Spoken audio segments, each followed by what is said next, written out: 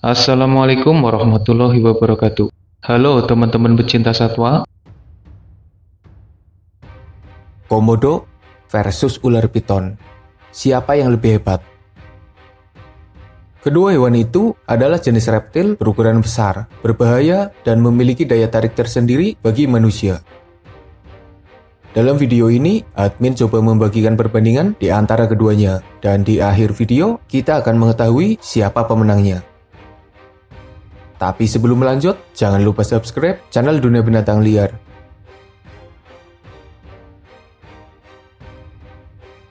Ada sekitar 42 spesies piton. Mereka tersebar di Afrika, Asia, dan Australia. Jenis terbesar adalah sanca kembang atau reticulated piton. Panjangnya mencapai 6,5 meter, bahkan ada yang hampir 7 meter. Beratnya mencapai 75 kg. Tapi ada pula catatan yang mengatakan bahwa piton terbesar adalah piton Burma atau Burmese piton, di mana panjangnya lebih dari 5 meter, tapi beratnya lebih dari 100 kg. Entah siapa yang lebih besar, tapi data mayoritas lebih fokus membahas panjang ular piton daripada berat tubuhnya. Yang pasti ukuran mereka bisa saja lebih besar jika nantinya ditemukan rekor terbaru. Sementara piton terbesar adalah sanca kembang. Sementara komodo adalah hewan endemik yang tersebar di kawasan Nusa Tenggara Timur. Panjangnya antara 2 hingga 3 meter, jarang ada yang mencapai 4 meter. Beratnya antara 60 hingga 90 kg. Tapi ada pula yang beratnya lebih dari 100 kg. Komodo adalah gadal yang terbesar, tapi bukan yang terpanjang, karena masih ada biawak Papua yang lebih panjang dari komodo. Siapa yang lebih besar? Piton punya ukuran yang lebih panjang. Mereka bahkan jadi reptil terpanjang di dunia. Tapi dari beratnya, komodo lebih berat dari ukuran umum ular piton. Karena perbandingan ukuran lebih fokus pada beratnya, maka komodo dianggap lebih besar dari ular piton.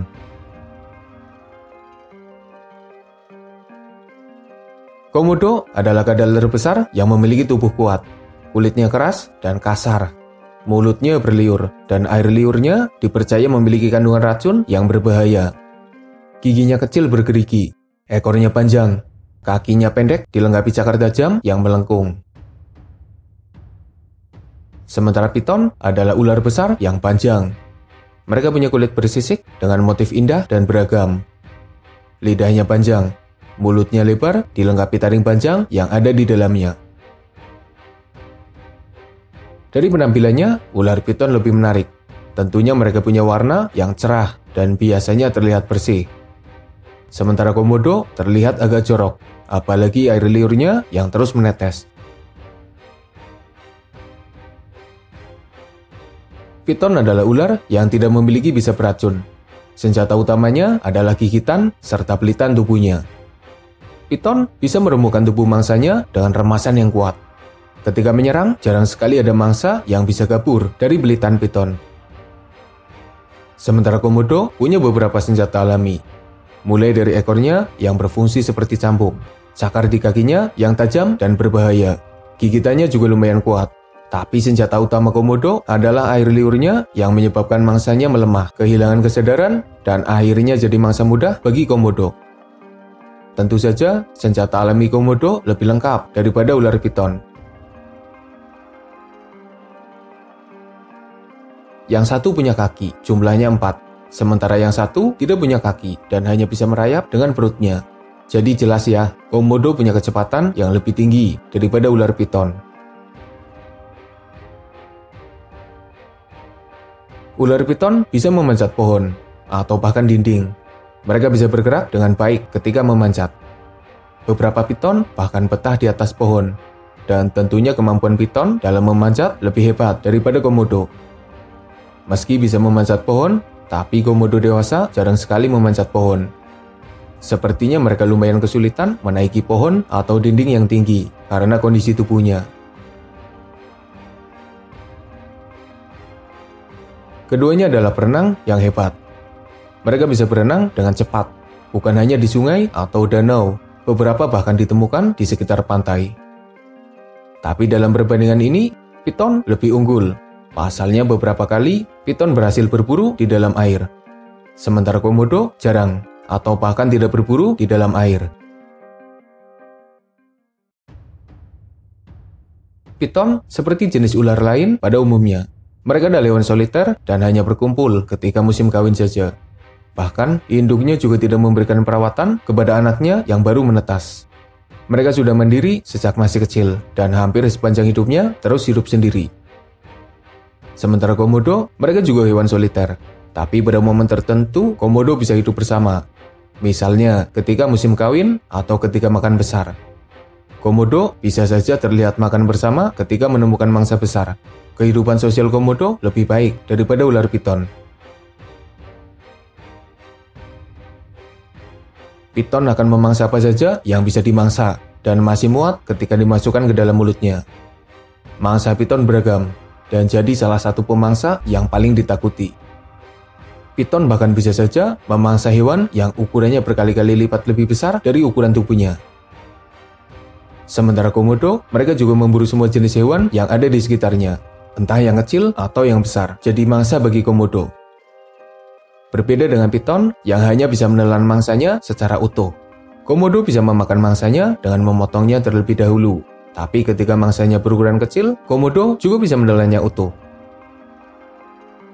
Dengan pertimbangan penyebaran yang terbatas, jenis mangsa komodo lebih sedikit daripada ular piton yang punya habitat luas dengan jenis mangsa yang beragam.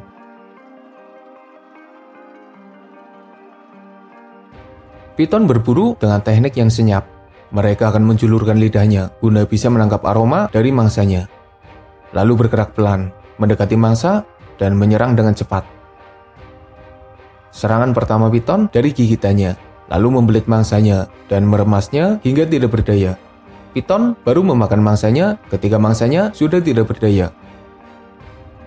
Sementara komodo biasanya akan melukai mangsanya dengan gigitan kecil. Gigitan komodo mungkin hanya menyebabkan luka kecil, tapi dari gigitan itu komodo memasukkan racun.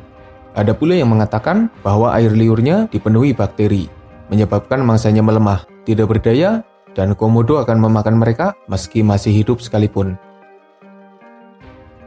Meski piton punya teknik berburu yang mematikan, tapi komodo punya teknik berburu yang lebih efektif. Mereka tidak perlu berusaha keras melemahkan mangsanya seperti yang dilakukan oleh piton. Komodo hanya perlu melakukan gigitan kecil dan menunggu mangsanya tidak berdaya.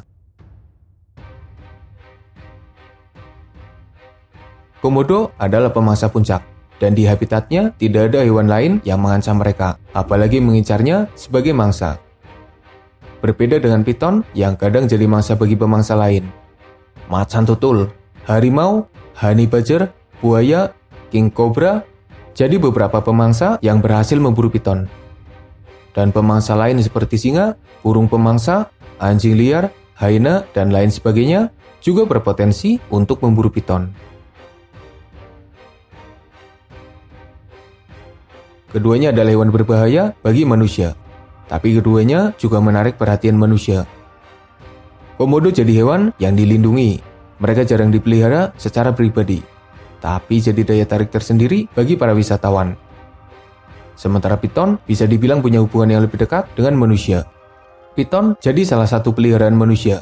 Mereka juga sering berinteraksi dengan manusia. Tapi piton juga jadi salah satu hewan yang kadang memangsa manusia.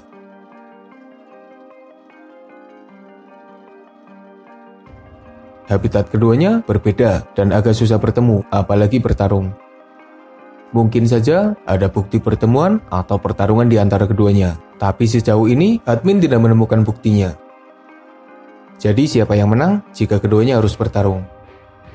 Sepertinya ular piton punya peluang menang yang lebih besar. Alasannya karena piton punya daya tahan terhadap racun dan bisa. Terbukti ketika piton harus melawan ular berbisa dan mereka bisa bertahan dari gigitan ular berbisa. Jadi sepertinya gigitan komodo tidak terlalu berpengaruh. Lalu piton juga punya belitan kuat yang bisa meremas komodo. Sementara komodo mungkin saja bisa mengalahkan piton, asalkan bisa melemahkannya dan menghindari belitannya.